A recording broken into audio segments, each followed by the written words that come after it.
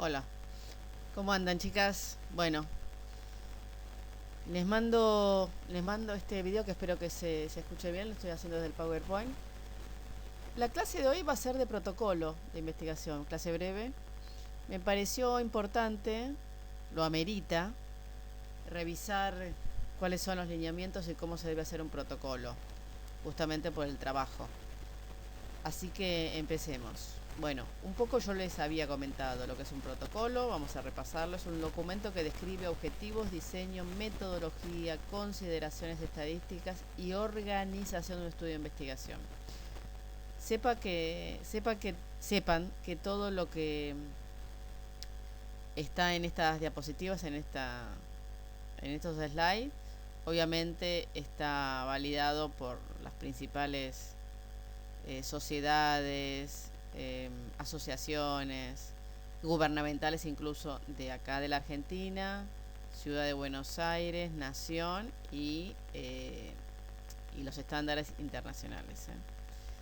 Bien, es importante saber la definición de lo que es un protocolo, es esto, es decir, fíjense todo lo que debe integrar un protocolo.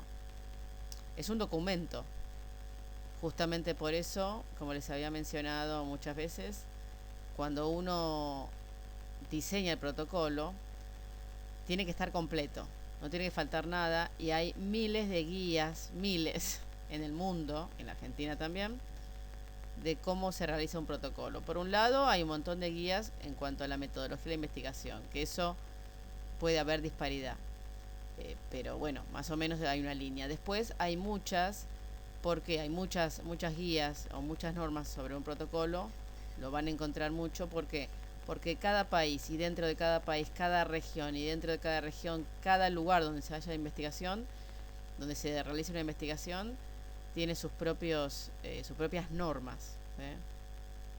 Después les voy a mostrar un poco acá en la Argentina qué pasa. Igual tienen todo subido las normas al Classroom, ya saben. Así que importante saber que debe contener esto.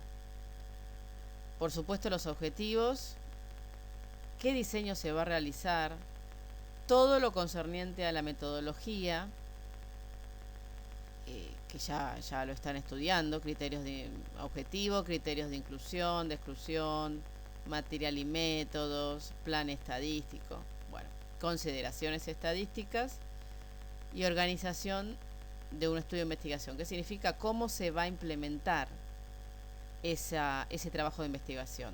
Es decir, toda la logística que va a necesitar para la realización de esa investigación. Las personas, quiénes son, el nivel académico, todo. Cómo se van a citar a los pacientes, si ya están internados, quién va a medir, si se hizo antes una prueba piloto, si se va a hacer una prueba piloto. Recuerden también que el protocolo es un documento de lo que se va a hacer. Entonces, el lenguaje es futuro, ¿no? La pregunta, por supuesto, lo primero, la pregunta de investigación, etc. Debe presentar en forma clara la justificación de la realización o inicio del trabajo. Esto que siempre marco. Bueno, lo más importante, si a mí me preguntan de un trabajo de investigación, ¿qué es? El problema. Definir el problema, transformarlo en pregunta, pregunta pico, todo eso tiene que estar en el protocolo. Y todo eso va ya por sí solo, si se hace bien, a enmarcar ya la justificación del trabajo. Todo eso tiene que estar también. Es más allá de las guías que están ahí en el Classroom y que vamos a ir viendo, que ya pueden ir viendo además en estos días que no voy a estar, vayan leyendo todo lo que hay en el Classroom, que hay un apartado justamente que es de investigación y donde están todas las normas. Más allá de los apartados y del orden, que eso hay que saber hacerlo, pero eso es relativamente fácil. Uno de las primeros párrafos, la primera redacción tiene que ser la justificación del trabajo, ¿sí? Más allá de, obviamente, lo primero es el estado de situación de interés, ¿no? Pero si pudiéramos dividirlo, el protocolo, en etapas, la primera es la justificación. Indicar toda la evidencia científica de todos los datos, definiciones, temas que así lo requieran. También lo he dicho. No solo, recuerden la introducción, por ejemplo, cuando uno lee un artículo, lo primero es introducción. Bueno, eso que serán muchas más hojas en un protocolo. Recuerden que incluye, ahora lo vamos a ver, pero incluye la justificación, por supuesto, toda la introducción es para justificar el trabajo de investigación. Pero además, no solo la justificación de por qué haces el trabajo, sino la justificación de todos los pormenores y todas las características y elecciones que se hizo para hacer el trabajo. Por ejemplo, las variables a medir, por qué elegiste esas, si hay evidencia al respecto, por qué vas a elegir tal definiciones de la patología, dónde está escrito, el tipo de pacientes que vas a medir, por qué elegís esos. Bueno, la respuesta es por la problemática, acuérdense, el problema. Y todo. ¿Sí? El tratamiento, si es un ECA, por qué vas a elegir la intervención. Todo tiene que estar delineado en la primera parte, que bueno, en la justificación. Utilizar tiempo futuro en su redacción, porque es lo que se va a realizar. De hecho, justamente se requiere un protocolo para que elevar, como un documento, para elevarse a los comités, en este caso comité de ética. Ya no hay comité de docencia y ética, es lo mismo, el comité de ética incluye el comité de docencia. Y bueno, te lo rechazan o te dan seguramente cuestiones para corregir, lo enmendarán y ahí empezarán a hacerlo, ¿sí? No es que se hace, se toma, se mide, ya se empieza a medir a los pacientes. No, porque si después te lo rechazan o tenés que corregir cosas, bueno. Además, justamente, sobre todo en los ensayos, no se puede empezar una investigación. Los sujetos incluso tienen que aprobar, tienen que firmar el consentimiento informado, entonces es absolutamente no ético empezar a investigar sin antes tener la aceptación del comité de ética. El orden de los componentes, como para que tengan una idea, esto está bastante detallado, ¿sí? Información general. La primera hoja tiene que tener el título del protocolo, nombre y título de los autores del trabajo, es decir, los autores por orden. Yo soy muy obsesiva, bueno, con muchas cosas, pero con esto también, que nadie le da bolilla, pero sí, los autores van a ser en orden del que más trabaja o del que más aportó. El que tiene la idea en general va primero, pero más allá de eso, siempre el orden, bueno, en nuestro caso, o sea, se va a hacer el trabajo que estamos haciendo es en el marco fuera de lo que es la jornada, por supuesto, ¿no? Porque es para presentar al comité. Entonces, acá el orden seguramente va a ser distinto que el que nos piden en las jornadas, que les piden a ustedes en las jornadas, ¿no? Pero para este caso, para esta primera etapa, el orden será ese, el que acabo de decir. Por supuesto, ustedes, ¿no es cierto? Ustedes y yo al final. Y al final, Miriam. Bien. Nombre y título email del investigador principal, o que esté a cargo de la investigación, alguien que esté a cargo de la investigación. Es así, voy a hacer yo. Nombre y título del jefe del servicio, por supuesto, dirección y teléfono del ámbito de investigación. Eso es una hoja, ahí breve. Es una buena práctica empezar a buscar protocolos. Yo se los puedo subir, pero empiecen a buscar protocolos a ver si, como modelos. Por ejemplo, el que yo les mandé, el trabajo en realidad no es un protocolo, el paper que les mandé tiene su protocolo. Ahora lo vamos a ver. Información de antecedentes. Cada apartado es una hoja. Bueno, la segunda es información. La segunda hoja es información antecedentes. Es decir, puede ser antecedentes solo. El título puede ser antecedentes solo. ¿Qué significa? Bueno, el estado de situación justamente de interés. Sería como la introducción para un paper. ¿Y qué se pone acá? Bueno, descripción teórica, esto es en orden, hay que cumplir este orden. Descripción teórica de la patología o tema a ser estudiado, incidencia, definición de conceptos teóricos, distribución, esto lo tienen bastante, ¿no? Ya aceitado por los últimos trabajos. Resumen de hallazgos de estudios clínicos con respecto a la población a estudiar, la exposición y el outcome a medir. Otra vez, justificar la investigación. Es decir, primero, como siempre, recuerden el estado de situación. Es decir, bueno, cantidades, datos. En realidad datos, ¿no? Datos estadísticos, datos de incidencia, prevalencia, lo que fuera en el mundo y en el país o en tu lugar de trabajo, ¿no? De la patología. Recuerden que siempre arrancan de la patología, la P, la población de estudio. Seguidamente, justamente en base a la búsqueda que hicieron, van a elegir algunos trabajos. Siempre es bueno, de buena práctica, elegir algún paper. Puede ser uno o dos, no mucho más, no más de dos, que sean el leitmotiv, ¿no? Que sean el gol estándar del que el caballito de batalla es el referente de todo el trabajo de investigación, ¿no? El que nos vamos a basar en ese. Tiene que ser algo muy parecido, obviamente, a lo que vamos a hacer. Eso se verá después de la búsqueda. Resumen, entonces, pueden tener entonces ese referente y en esta parte pueden también tener otros, ¿no? No todo, porque después está en la discusión, pero sí por lo menos nombrar a algunos papers. No es necesario, como en la discusión, se va a nombrar los autores, pero sí lo que se encontró, ¿no? De la patología, la problemática. Justamente recuerden que cuando uno lee la introducción, en este caso antecedentes en el protocolo, el que lee tiene que entender perfectamente, tenemos que saber transmitir cuál es el problema y tiene que estar todo encadenado, por eso el orden, no puede estar primero el objetivo, después, o sea, en desorden, no. Todo tiene que llevar al lector a justamente entender, pero bien, sin marearlo. Por eso el orden es muy importante, entender cuál es el problema y que realmente fue justificado la investigación, porque hubo un problema y se supone que esta investigación es la solución al problema o intenta hacerlo.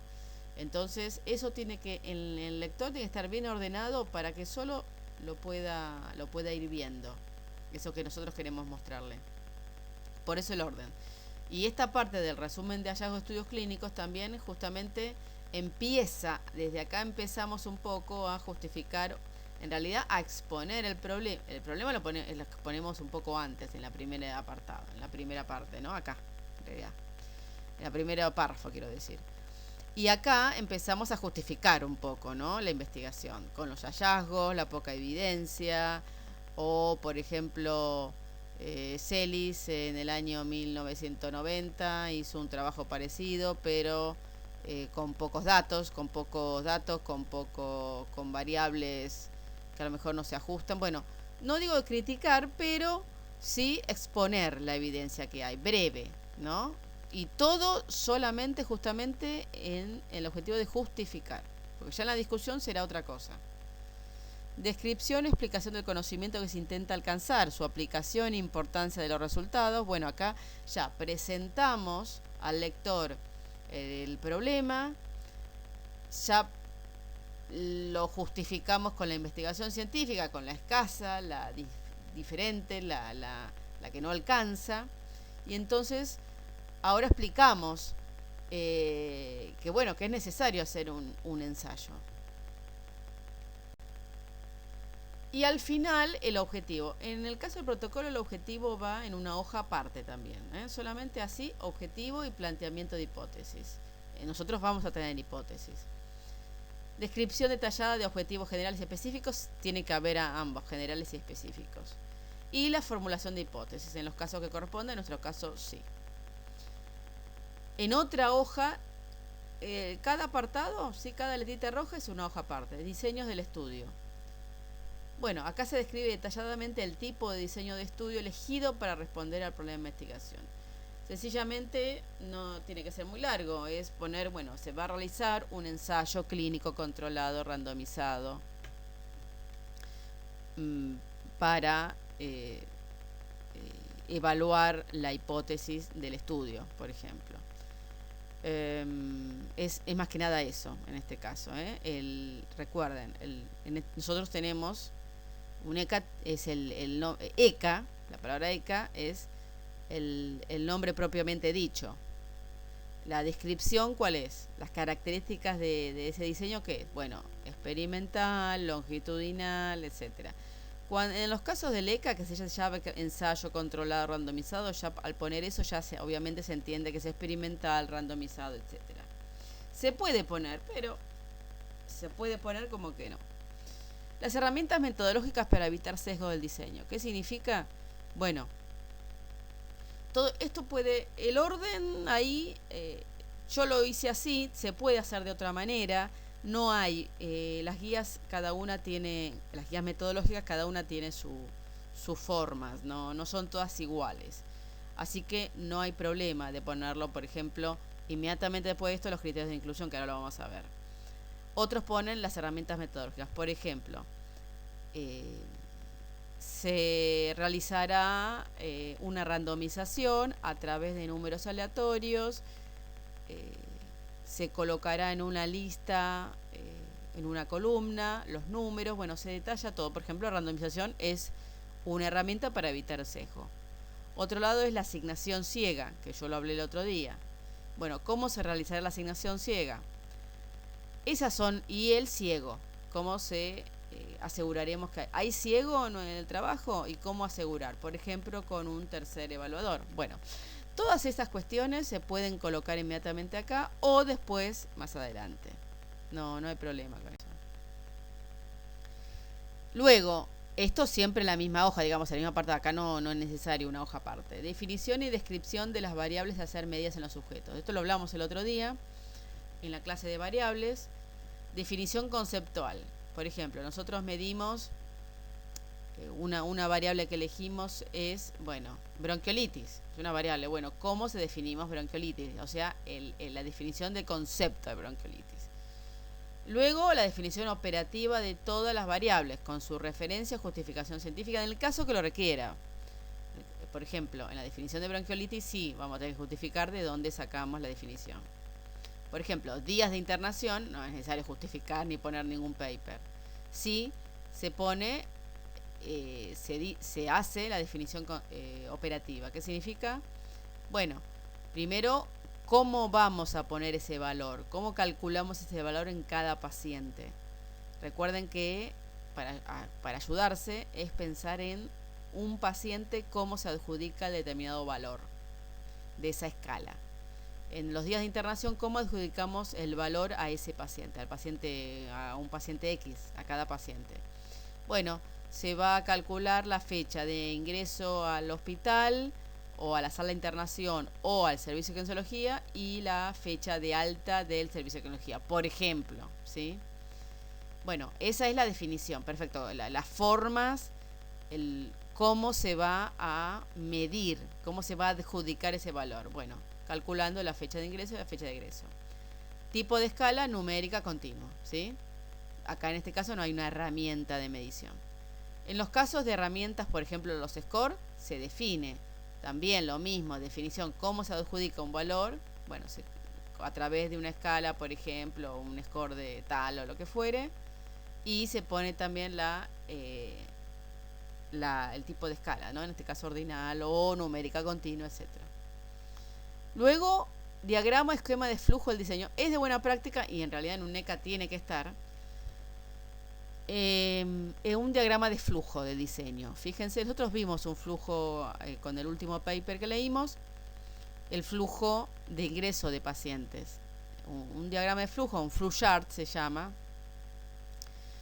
es marcar en dibujo, marcar en un gráfico, las diferentes etapas de ingreso que pasaron los pacientes para ingresar al estudio. La primera etapa se coloca la población, en un dibujito, ¿no? en un cuadrado. La cantidad de pacientes que ingresaron, por ejemplo, la cantidad de pacientes de bronquiolitis que recibimos o que vamos a recibir en Bueno, obviamente no hay números en el protocolo, porque todavía no lo hicimos. Pero una vez que está hecho, ahí se pone la cantidad de no incluidos, bueno, de que pueden ser incluidos. Luego, otra etapa de, obviamente se aplican los criterios de exclusión, y luego los que finalmente quedaron. Ese es el diagrama de flujo, es un esquema, es un gráfico. Eso en realidad puede ir a continuación o al final, o sea, a continuación de esto en otra hoja aparte, o al final en anexos. En realidad es de buena práctica ir a anexos. Luego, duración de cada sujeto en el estudio, duración de cada etapa. Esto lo puse acá, pero en realidad va más adelante, puede ir más adelante para que quede más ordenado en lo que es cuando vamos a explicar la logística de la metodología, cómo vamos a hacer el trabajo. Reglas de detención del estudio en sujetos individuales, si hay alguna variable que ponga fin, algún motivo que puede ser una variable, un resultado, un valor. Hubo muchos, por ejemplo, perdidos. Bueno, ¿por qué regla vamos a detenernos, suspender el estudio? En otro apartado, en otra hoja aparte, población de estudio. Bueno, la descripción de la población blanco, siempre de mayor a menor, es decir, ¿cuál es la población objetivo? Todos los pacientes con bronquiolitis o síndrome bronquiolitivo de tal a tal edad, por ejemplo, internados en el hospital o internados en el hospital y que llegan a consultorios externos. Bueno, todo eso lo vamos a ir viendo. Luego, criterios de inclusión, que puede ser esquemático, uno debajo del otro. Criterios de inclusión, de exclusión y de eliminación. Esto es muy importante, todos tienen que haber. También tenemos que pensar, recuerden que los criterios de exclusión no es lo contrario a inclusión. No es que si yo digo pacientes con bronquiolitis, el criterio de exclusión es pacientes que no tengan bronquiolitis. No. Tiene que ser algo, que eso también es lindo de pensar, es un juego interesante. ¿Qué características tiene el paciente que no son los criterios de inclusión, que no son los motivos por los que se incluyó, que son otras características que puede tener el paciente y que puede, esto que hablábamos antes, ¿no? Sesgos, puede producir confusión.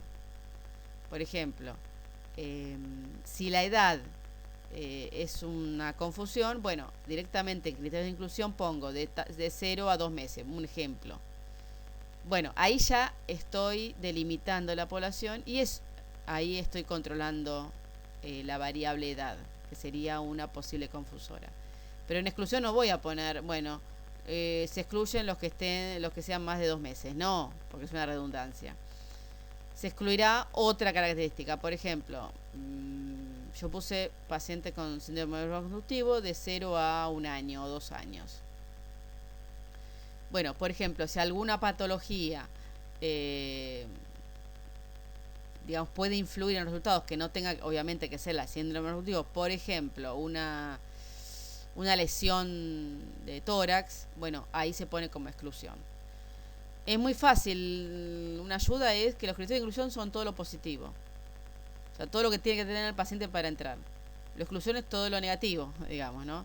Si tiene esta patología, no entra. Entonces nosotros no vamos a poner en criterio de inclusión síndrome bronquiolitivo de 0 a 2 años que no tenga neumonía. No, eso se pone en exclusión.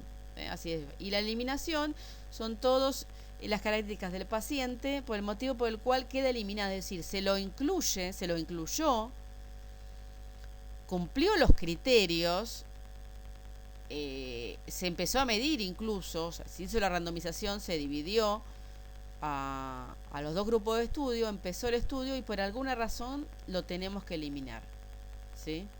Bueno, eso también es algo que lleva tiempo y es difícil de, a ver, ¿por qué motivo podemos eliminar a un paciente? Una de las cosas es, por ejemplo, bueno, que esté dando mal, que el paciente se ponga grave, que el paciente le pase algo. Bueno, otra que el paciente diga no quiero más participar, se elimina. lo que acabo de decir son las pocas cosas como que son muy seguras que se elimina sí o sí. Después, bueno, habrá otras cosas que es de buena práctica pensarlo antes, en este momento. Porque una vez que empieza el trabajo a funcionar y empezamos a medir, y la verdad que es un lío, ¿no es cierto? Pensar, si no pensamos antes todas las posibilidades que nos pueden presentar. Técnica, y a continuación, también en la misma hoja, técnica de muestreo para selección de la población. ¿Qué tipo de muestreo vamos a usar? Es decir, todavía no vimos muestreo, pero el muestreo es la forma en que elegimos a los pacientes, no los criterios de inclusión. Sepan, la población blanco es todos los pacientes que tengan, por ejemplo, síndrome conjuntivo. ¿Nosotros podemos medir a toda la población? No, si no, no habría muestras si pudiéramos. Sería perfecto y más, no habría estimadores, porque tendríamos la media absoluta. Ahora, entonces lo que nosotros hacemos es sacamos una muestra. Esa muestra esa muestra tiene que ser representativa de la población. Yo tengo que de todos los bronquiolitis que hay en el mundo, o por lo menos de todos los que ingresan, tengo que ver una muestra que sea representativa, que sea la misma, que represente la misma que toda la población blanco. Para eso, bueno, fijar criterios de inclusión es importante, pero también hay ciertas técnicas que se utilizan para dar seguridad de que todos los pacientes de la población blanco tengan la misma oportunidad de ingresar. Solo que no ingresaron no porque nosotros no hayamos querido. Para eso se hace una técnica de muestreo. Las diferentes técnicas de muestreo son, una es, bueno, la mejor, digamos, es la aleatoria. Es decir, si yo pudiera tener la población total, para eso tenemos que tener la población total, que no la sabemos, tenemos que saber la población total, que no la sabemos, yo aplicaría, esto es una cuestión figurada, ¿no? Para que se entienda, de todos los pacientes con síndrome conjuntivo del mundo, bueno, si yo pudiera saber cuántos son, lo ideal que sería aplicar una técnica aleatoria para que me queden tantos pacientes. Y eso sería genial. Entonces, ese grupo de pacientes que yo elegí aleatoriamente, estoy segura de que no hay sesgo, de que no es que ingresó porque yo quise, sino que podían ingresar o no. Y los que no ingresaron podían haber ingresado. Mismo porcentaje de oportunidades. Tiene que ver con los porcentajes, obviamente con la probabilidad de ingresar. Bien, eso es la técnica de muestreo. Calcula la probabilidad de que un paciente pueda ingresar al estudio. Tratamiento de los sujetos. Bueno, esto también es otra aparte. Descripción detallada de las intervenciones. Intensidad, dosis, frecuencia. Bueno, no hay mucho más que decir, ¿no? Se explica cada tratamiento, tanto la intervención control como la experimental detallada. Cómo se lo va a medir el paciente, cuándo, de qué manera, en qué consiste la intervención. Eso que siempre, nunca está tan detallada, ¿no? La dosis, la frecuencia, bueno, se medirá 3 veces por semana, se medirá una vez por día, se aplicará, ¿no? Digo, las intervenciones serán 6 sesiones, 7 sesiones, será hasta que el paciente se recupere y de la patología y cómo se recupera el paciente, bueno. Secuencia cronológica. Esto es lo que yo les decía del cronograma. Es de buena práctica hacer un cronograma. Por ejemplo, hay varios programas para hacer cronogramas. El más famoso el de Gantt, pero la verdad que ahora hay miles de programas para hacerlo.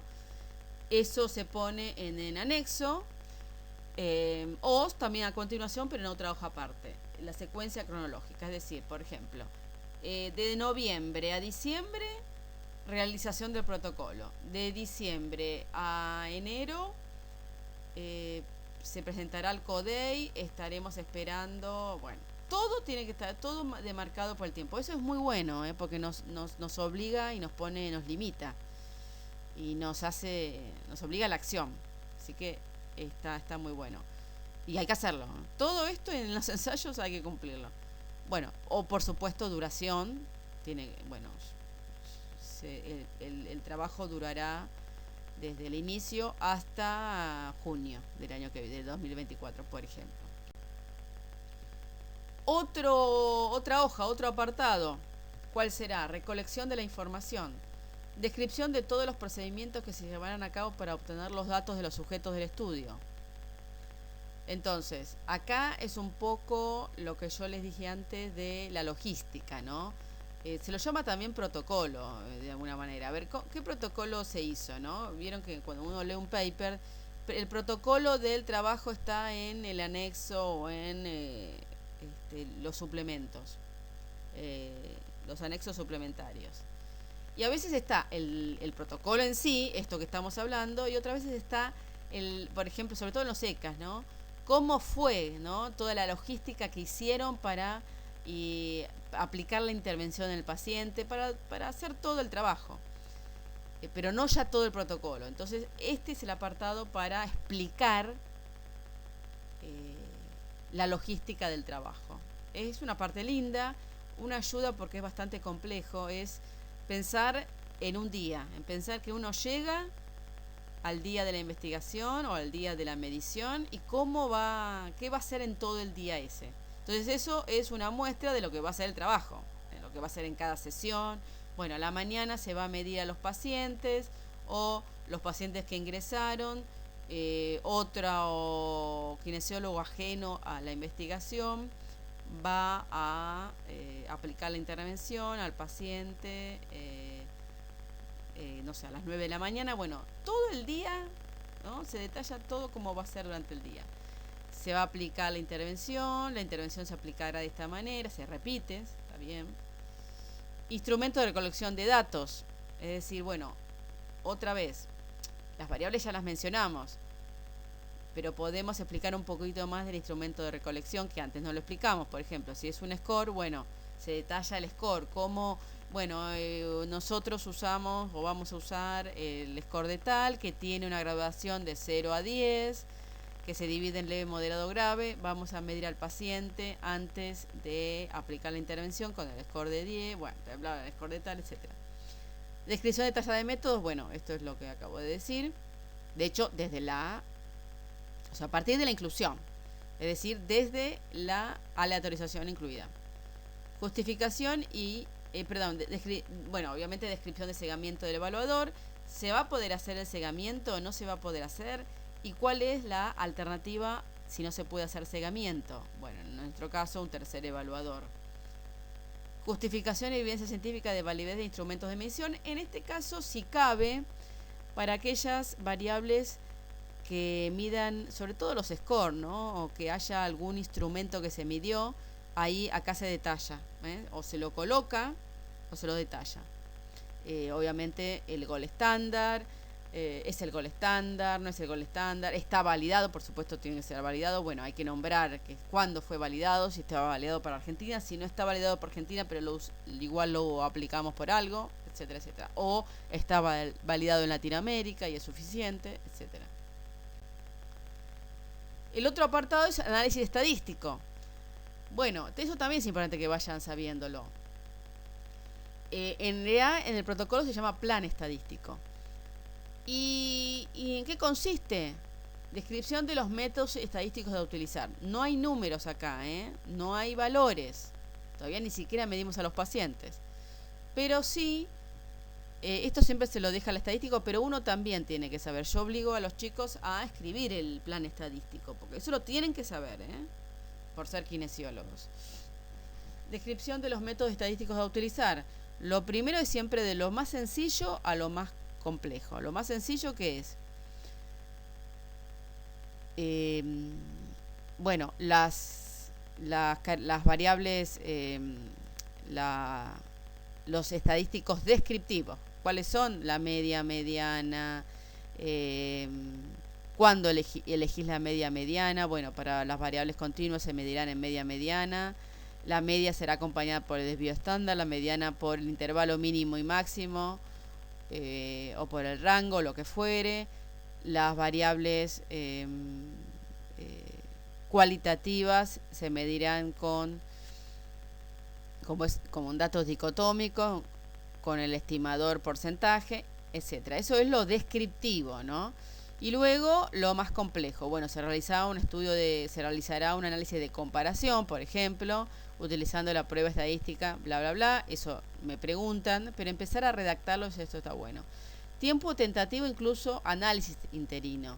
Bueno, esto tiene que ver con, justamente, si nosotros hacemos un primer corte para ver los resultados, está bueno ponerlo también. De hecho, si nosotros hicimos antes de hacer este protocolo, una prueba piloto, bueno, está bueno poner acá los resultados.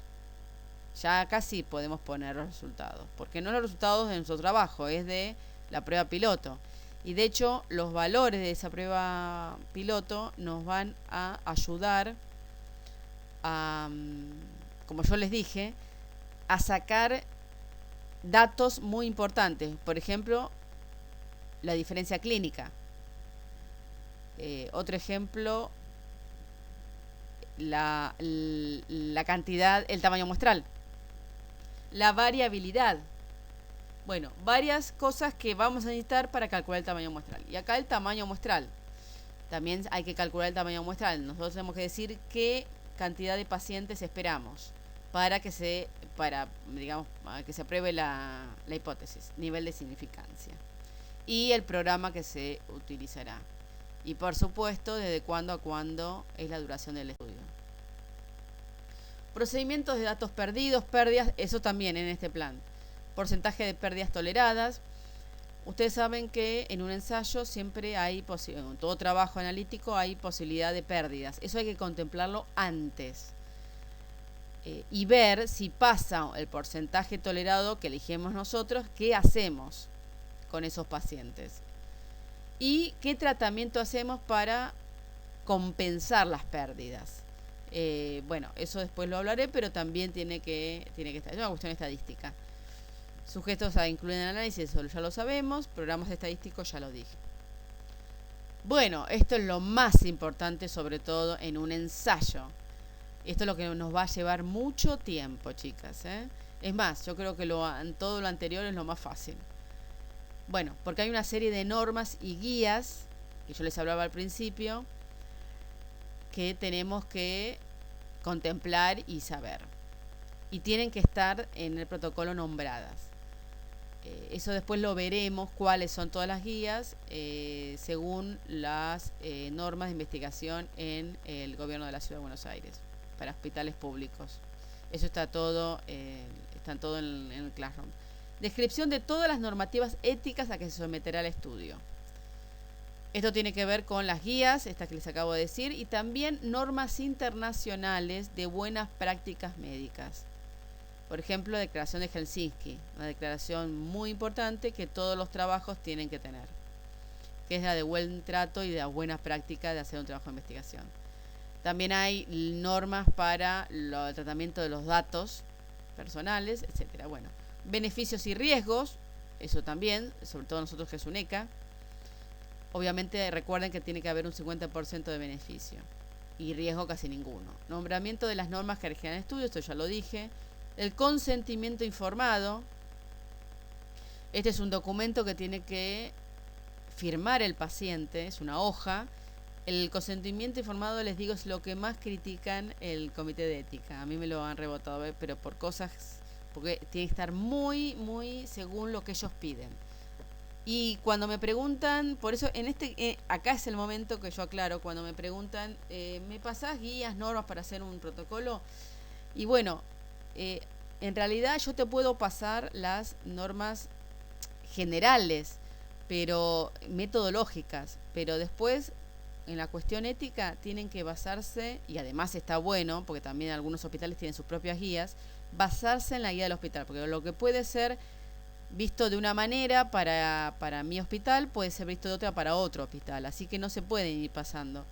Se puede ir pasando de la cuestión metodológica, pero no de la cuestión ética. Así que conscientemente informado hay que hablar con el comité de ética que nos diga cómo. Y si hay un papel, un registro. Confidencialidad de los datos de los sujetos, bueno, esas son las normas de las leyes que yo les hablaba antes. Hay leyes del gobierno de la Ciudad de Buenos Aires.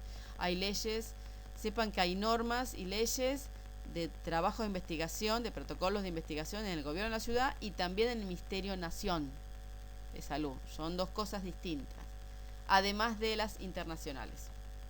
Hay una ley que es la Ley de Protección de los Datos Personales, la Ley 4000 y pico. Eso tiene que estar adentro, que diciendo simplemente una frase que se dice, ya está estandarizada, ¿no? Eso yo ya lo tengo, pero está bueno que lo sepan todos ustedes. Y otro apartado es la discusión. Bueno, no tenemos resultados. Los resultados obviamente no están, pero sí qué esperamos encontrar de los estudios. Y eso tiene que ver con del estudio, y eso tiene que ver con la hipótesis. Porque si nosotros nos jugamos a afirmar una hipótesis, bueno, sabemos cuáles van a ser los resultados. Simplemente hay que hacerlo. Y la contribución de estos resultados esperados al conocimiento científico. Esto es fundamental y acá es donde todos se equivocan o no le dan importancia. Y es lo más importante, o lo segundo más importante después del problema. ¿Por qué investigar? Yo siempre digo, uno investiga para resolver un problema en el paciente, fundamental. Y además lo difunde, ¿por qué? Para que a otro lugar del mundo le pueda servir para su paciente. Y siempre una investigación tiene que ser para solucionar un problema de un paciente y para contribuir a la ciencia. Entonces siempre tenemos que pensar, nuestro trabajo, ¿en qué contribuye? ¿Qué contribuimos, aunque sea pequeño, a la buena medicina? Bueno, eso hay que pensarlo bien. Posible difusión del estudio, bueno, el estudio se difundirá, eso también es de buena práctica, que nunca se hace. Siempre la Argentina se queda con no difusión, por eso hay tan poco investigado en la Argentina, no porque no sepamos, sino porque no difundimos. Y finalmente el apartado de referencias bibliográficas, calendario de éxito, de anexos, ya estoy hablando en inglés, y anexos, etcétera.